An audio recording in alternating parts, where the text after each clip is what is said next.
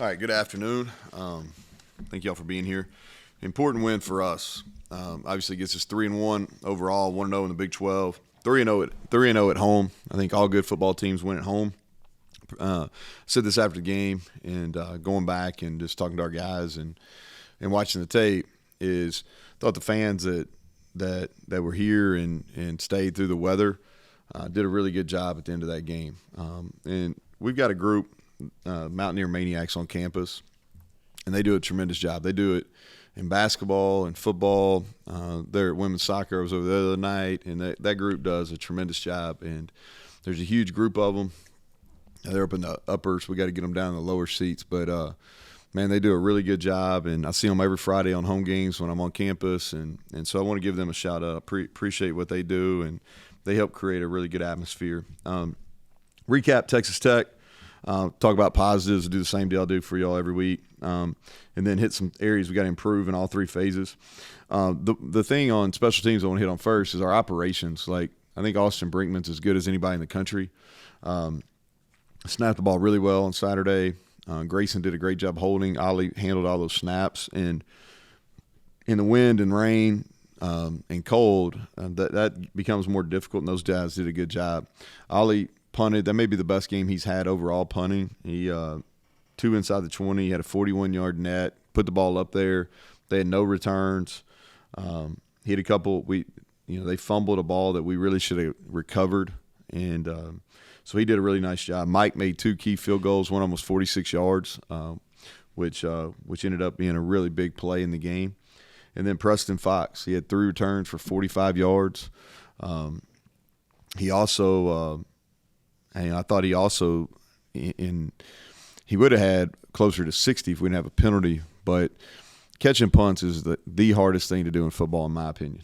All right, it's especially that punter, the McNamara kid, is really good, and he's hitting them 50+. The wind's blowing all over the place, and it's raining. And so I thought he did a really good job. Areas to improve.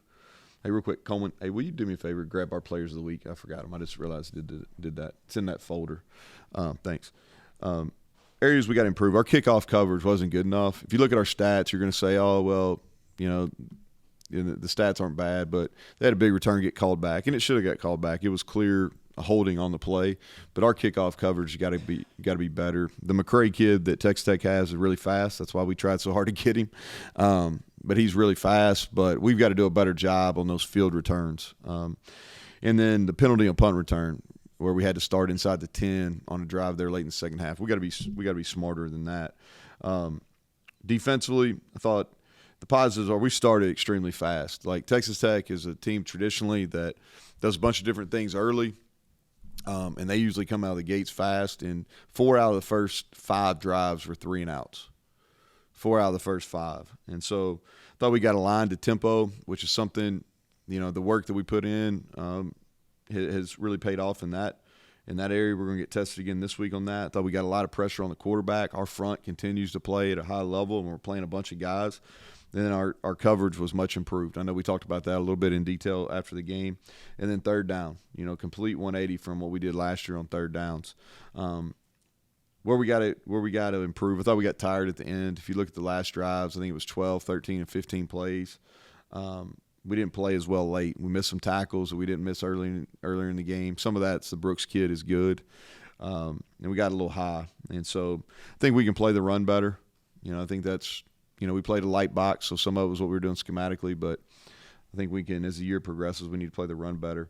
Offensively, I thought the O-line and tight ends played really well.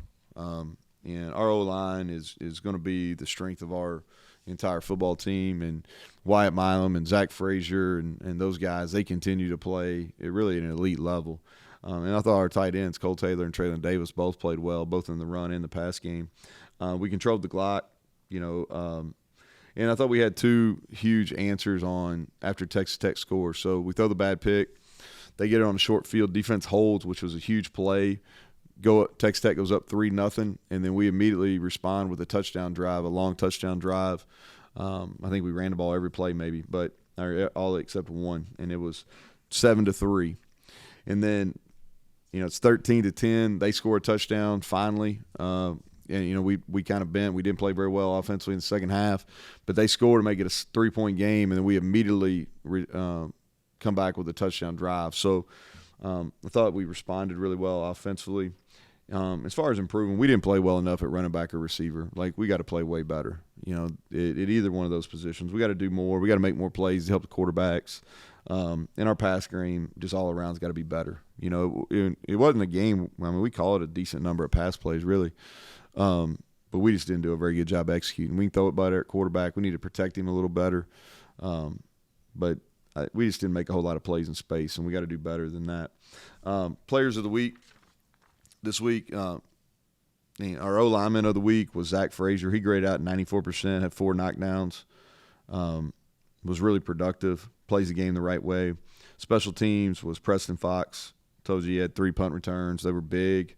Had another one called back. Defensive player of the week, I thought this guy played huge. He played 60 snaps, played 16 a week ago. We played him at 3 different positions. He had 3 tackles, a sack, 3 quarterback hurries, and 3 PBUs.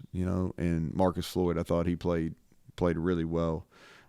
Made a couple of huge plays on that last series there that Texas Tech had. Offensive player of the week was Wyatt Milam. I thought he was the best player on the field, man. I thought he played really, really well. Had 5 knockdowns, was dominant. And then we always give a blue-collar award. Eddie V gets it on defense. I think he had 7 tackles at defense at playing defensive line. You don't ever see that, and a lot of it's just pure effort. And then Traylon Davis on offense, does a lot of the dirty work, doesn't get a whole lot of the publicity, but he kind of makes us go in the run game. Scout team players were Tyler Evans for offense. He's a kid that'll help us down the road. Tyler Kane on defense playing linebacker, and then Deuce Shabazz at special teams. And our scout teams have done a good job, so I'm happy for those guys. So that's the awards for the week. And then kind of turning it over to TCU, kind of intro those guys. First of all, national runners up last year. You guys know that. Really got beat in the championship game in Dallas, and known Sonny for a long time. He actually coached me when I was at Kentucky. But they do a really good job. And we lost a tough one here last year. It was 34-31. We had a chance with just under 4 minutes to go win the game, and we didn't get it done. And then we jump off the sides, and they take a free play and score a touchdown there right at the end. But missed opportunity. And this is our last opportunity before we get a much-needed bye. We play this one, and then we get a little bit of time off. Guys are eager. I think this is about proving if we're going to be a contender in the league or not. They were one of the favorites preseason. Obviously, a team that went on a tremendous run last year. So we're going on the road in a tough environment, and we need to take advantage of that opportunity. If you look at them, special teams, they've got a punter. He's been there forever. Sandy, he's really talented and has done a great job throughout his career. Kicker's got a strong leg. He's already made a 57-yarder. Punt returner's a transfer from Alabama. I think he's averaging double digits on his returns. He can go at any time. And then their kickoff return is one of the best in the country. And they've been good at kickoff return when Gary was the head coach. It's just for a long time they've been good, and they've always had special returners. They hit us on one a few years ago, and that's going to be a huge challenge for us. They've had, I think, an 86-yard return already, hit big one versus Colorado, a big one versus Houston. That's going to be a factor. Offensively, if you look at them, I think Kendall does a great job. His body of work kind of speaks for himself. Their tempo, very similar in some ways to Texas Tech, but they're going to be committed to the run at all the time. They're going to be a run-first team. They're going to throw it, but they're committed to the run, and that's the way he's done it his whole career. Got a ton of skill guys. I think it starts with the quarterback, Chandler Morris. Obviously, dad, really successful coach, and he's playing at a high level. And he can run. He throws the ball from a bunch of different arm angles. At running back, they're playing a couple. I think those guys are really good. They're tough, physical runners. People don't talk about that enough. I think they're really physical runners. Richardson at wideout came over from Oklahoma State. He's their leading receiver to this point. Savion Williams caught a big go ball at the end of the game versus us last year. He's a tall, physical guy. They got a good mix. They got some guys that are little guys that can run. They got big guys that can body you up. They got good possession players. I think the tight end is Wiley, he played well against us last year. He's a good player. They got good weapons on offense. Left tackle and left guard have been playing forever, and so a real seasoned group offensively. Defensively, 3 down front, 3 safety group. It's the first one of those we've played this year. First of 3 or 4 that we'll run into. They've been great in the red zone, and they're good at taking the ball away. And that was kind of their MO last year, and they've continued that this year. The nose guard, 52, Williams, I think he's kind of what makes them go defensively. You got to have a special nose guard to play that front, and he's playing at an elite level. It'll be a really good matchup, him and Zach. The Hodge, the inside linebacker's back. He makes a ton of tackles. They got Hodge and Hodges, and 57 Hodges was I think newcomer of the year last year defensively, coming over from Navy. Really good player. Josh Newton, a corner that we tried like heck to get here, and he was on the breakout performers last year, transferring from ULM, and he's on a bunch of NFL draft boards, and so they got a lot of guys back in the secondary, and they got a lot of picks last year, so really good challenge. Looking forward to getting preparation started and seeing kind of where we're at. So with that, questions. Well, first obvious question is injuries, Garrett, and then there are others, obviously. Yeah, so we're going to see Garrett he was available on Saturday, but he did not warm up very well, and he would have emergency been ready, but we'd have had to help him out. And so I really don't want to play him until he's fully healthy. And he didn't make a whole lot of progress from Wednesday to Saturday. He worked with our trainers today. We'll see what he has Tuesday and Wednesday. And so I really don't have any more than that. If he can practice full go on Tuesday and Wednesday, then he'll play. If he can't, then probably be the same, because then that would give him 2 weeks from Thursday to really get himself healthy. Anybody else that you wanted to ask about? Keyshawn, because I know all right, Keyshawn's he's gonna get surgery this week, and he'll be out for the year. So both he and Montre are out for the year. Is that a situation too where he could come back, or does he need to? Keyshawn, I believe, has a red shirt. Yeah, Montre will have to go to file an appeal. Anybody else injury wise while we're on that topic? Do y'all have questions about? Just reiterate on CJ, he's fine. I know he has Donaldson, yeah, he's fine. Yeah, he's got to play better, but he's fine. So Tomas got banged up. See, okay? Yeah, he came back. Yeah, he got an ankle, got rolled up. He came back and finished. And Jaquay came in and did a nice job as well, but he got rolled up. But he'll be fine. I think he'll be able to practice tomorrow and be good. So Garrett's dependent. So what'd you think of Nico? What's he got to do better? Yeah, well, I thought he made considerable jump from the first game. When he played against Pitt. And really, if you think about it, he's played quite a bit the last 3 weeks. So he played second half versus Duquesne, played all but 5 snaps versus Pitt, and then the whole game on Saturday. And I think he's made steady improvement, and that's to be expected.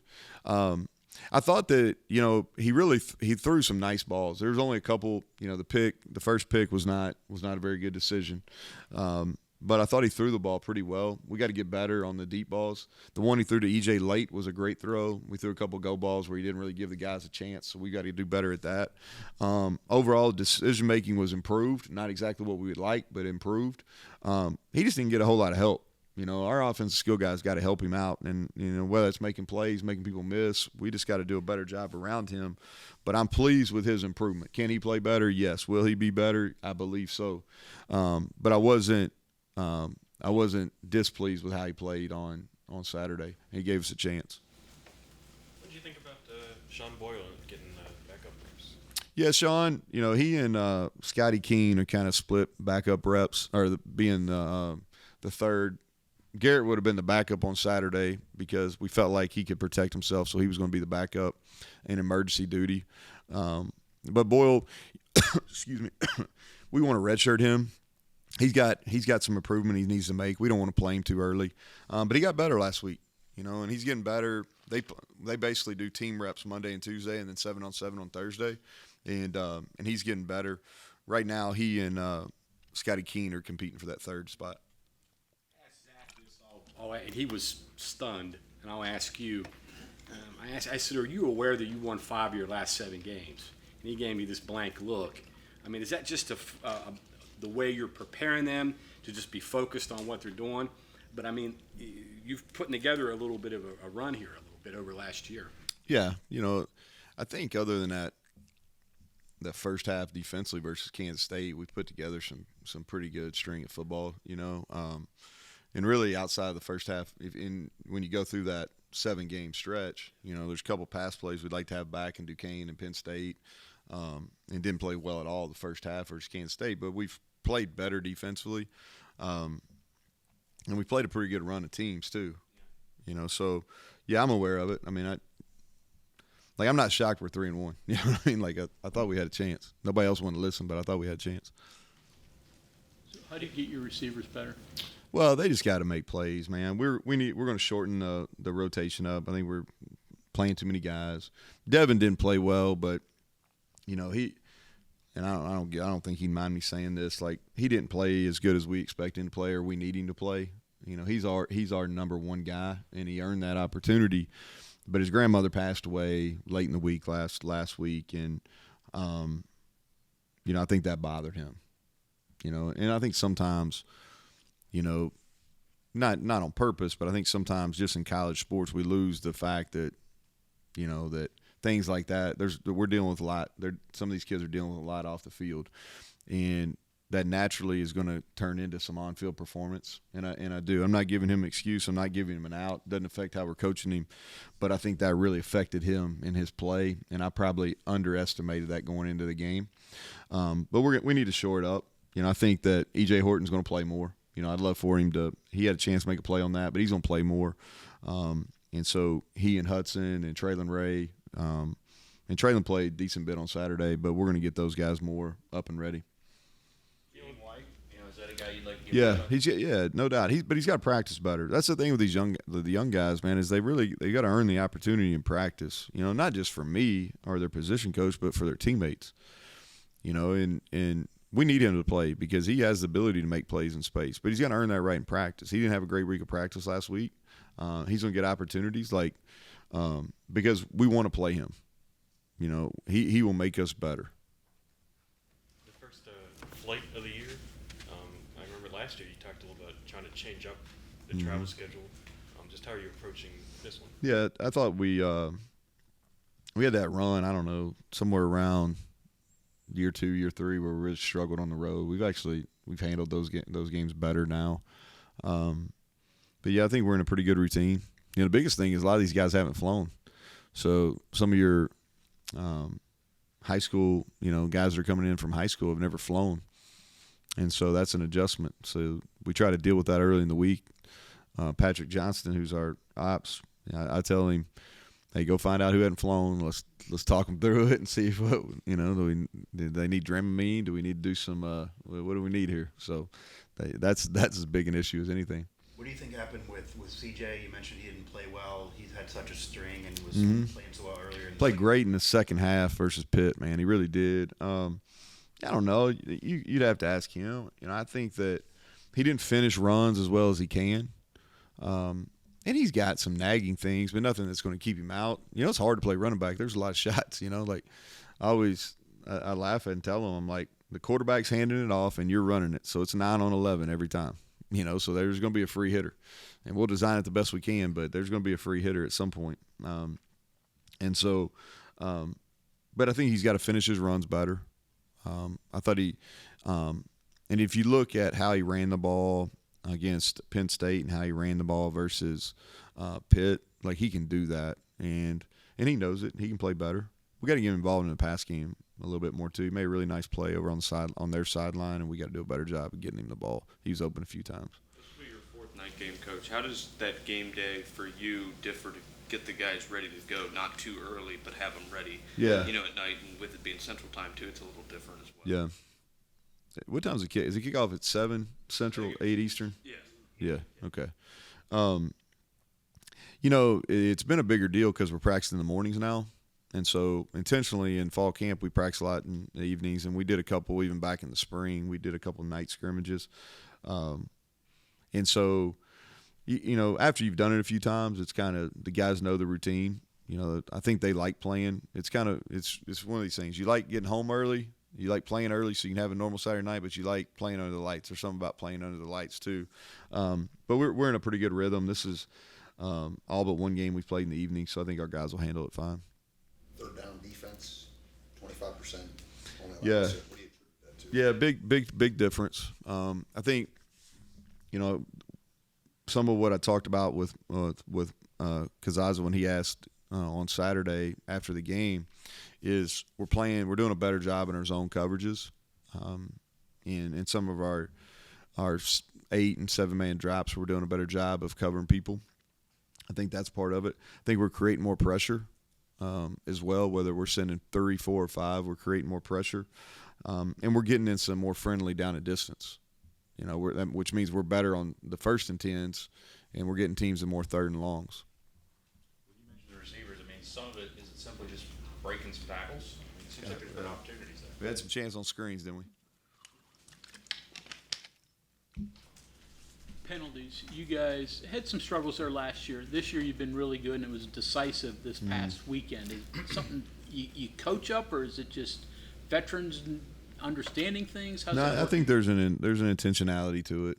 We've really talked about being a disciplined team this year, and what does that look like? And penalties is definitely one of them. The thing that we've talked about, and you've heard me say this, Greg, is there's 2 types of leverage. There's pad leverage and there's hand leverage, right?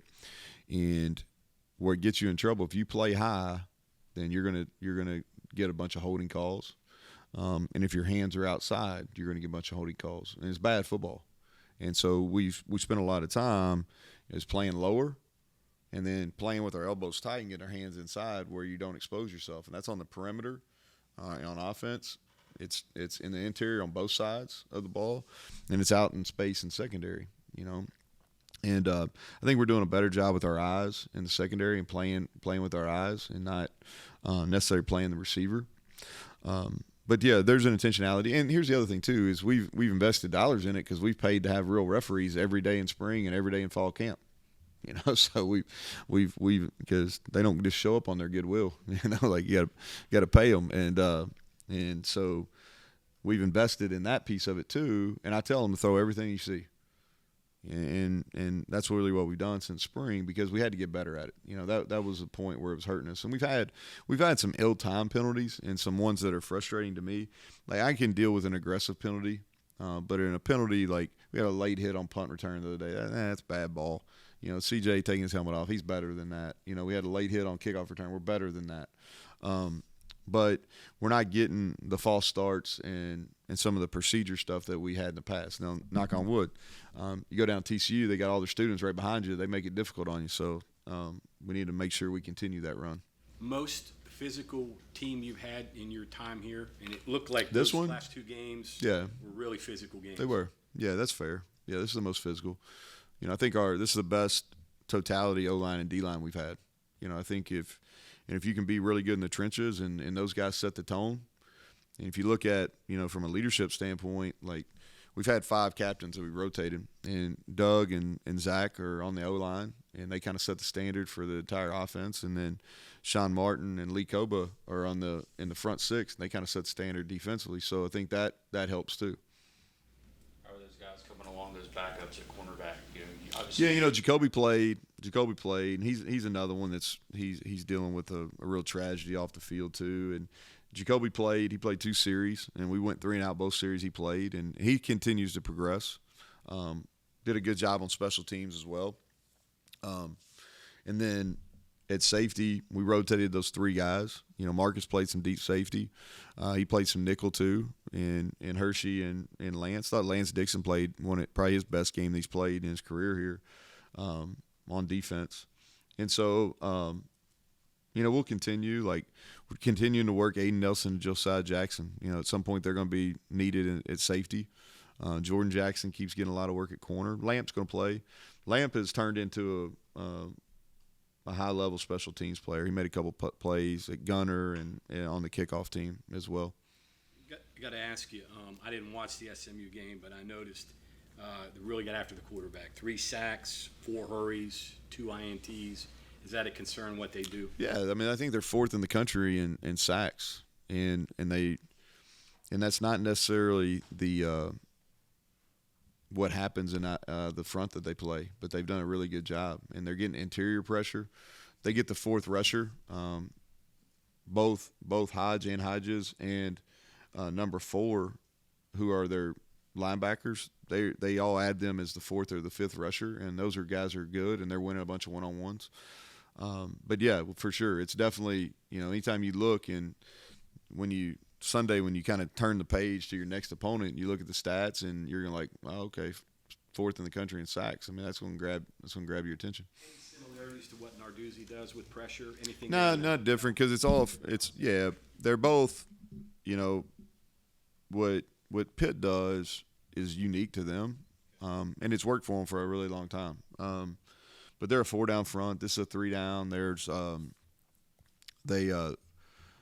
they do different. It's kind of what Iowa State started, and people put their own spin on it. And they put their own spin on it, and they're getting pressure. They're doing a nice job. They're probably mixing up their coverages more than a lot of teams that play the 3 safety look. What's the next step for this team as far as gaining attention, respect, shall we say, compared to the way they feel about it? Yeah, you gotta go win. You gotta go win. And I think the whole goal is you get in November with a chance to win your league. I think, and so that's kind of the way we talk about it. And I'm not sitting there in front of the team in a team meeting saying that, but I think that's from a staff standpoint, that's the goal. You want to get in November where you're competing to go to Dallas. And so to do that, you got to defend your home turf, which we've done so far. And then you got to go beat quality teams on the road. And this is the first opportunity we've had in league play. We didn't get it done versus Penn State, and Penn State continues to prove that they're probably one of the top 5 teams in the country, and they got a real chance to make the playoff. But this is our next opportunity, and this is a team that we played well against last year, but not good enough to win. And so we need to play a little bit better to give ourselves a chance. And like I said earlier, too, Bob, I think this is we got to prove that we're a contender. We're 1-0, but I'm not sure that we've grabbed national attention or anything yet. We got to continue to win games.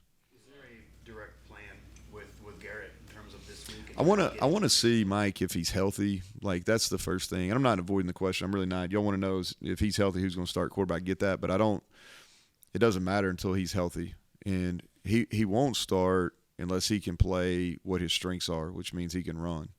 So I didn't have him do much today. I'll know more Tuesday and Wednesday, and as we get later in the week. What do you remember about Sonny as your coach? So Sonny, first of all, we had a really good offensive staff there. You think about it. The late Guy Morse was the O-line coach, and he went on to be the head coach at Kentucky and at Baylor. Tony Franklin, was a great offensive coordinator, kind of my mentor in the profession. He was the running back coach. Chris Hatcher, who's the head coach at Sanford, won a national championship at Valdosta State. He's been a head coach for a really long time. He was the quarterback GA. Sonny was working with inside receivers GA. Mike Leach was receiver coach, obviously. Coach Leach went on and did tremendous things. And so just a really good offensive staff. And Sonny was, his dad was the head coach at Texas Tech. And I thought he was extremely humble. You had never known that. You would have never known that his dad was a Power 5 coach and really humble. He played baseball. He was fun. We had a JV team that he was the head coach on, and so we had some good times on that when I was a true freshman. So, and we've always stayed in touch, and I was really happy for him. I think that he did a great job at Louisiana Tech. He left Texas Tech and went to Arizona and went off on his own and did a great job for Mike Stoops. And then got the head job at Louisiana Tech and did a great job there, and took a really hard job at Cal, and probably wasn't given enough time, and then went to SMU and turned that around, or really built on what Chad did and took it to another level. And then for him to get another Power 5 opportunity and go to the national championship, like, there was nobody more fired up for him and how that turned out than me. And so, yeah, I probably went on a little bit on that, but that was – Mike, you had a question. I'm sorry. Your red zone stuff on offense this year, I think the empty possessions are pretty easy to explain. It's kind of weird stuff, but I think before Saturday they were all touchdowns. and it's pretty clear you guys are going to run the ball, and you can't pass a whole lot down there with Yeah. space, but you've been pretty effective on that. I'm imagining that's a lot of off-season stuff and preparation, but I don't know, what have you figured out and putting into motion to be successful there? Yeah, so I think a couple things. The first one is we've kind of had a 4-down mentality down there a lot, and so when you go into that with the anticipation, you got 4 downs, you can treat first and second down a little bit different, and so that's kind of the way we're attacking it. And then we've held things and we're doing some different things formationally, and some shifts in motions than we've done out in the open field, and we're just carrying and using down in that area. And we're better. We're just better, but those are from a coaching and kind of strategy standpoint. Those are the two things. You talked about CJ. What about the other backs? Anything to get them going as well? They're getting touches in games. Obviously. Yeah, we got to do a better job when we get in one-on-ones. I don't think. And here's the thing: I don't think they're playing poorly. I just think that we think really highly of them, and I think they can take it to another level. They did a really good job versus Pitt. They got tough yardage. They won one-on-ones. We fell forward most of the time. I just don't think we played as well as that room's capable of against Texas Tech. And we got 4 guys, and DJ Oliver down the road will be a 5th guy. But we got 4 guys we think are capable of playing and playing well, and we need to get going this week. Thanks, Coach. All right, thanks, guys.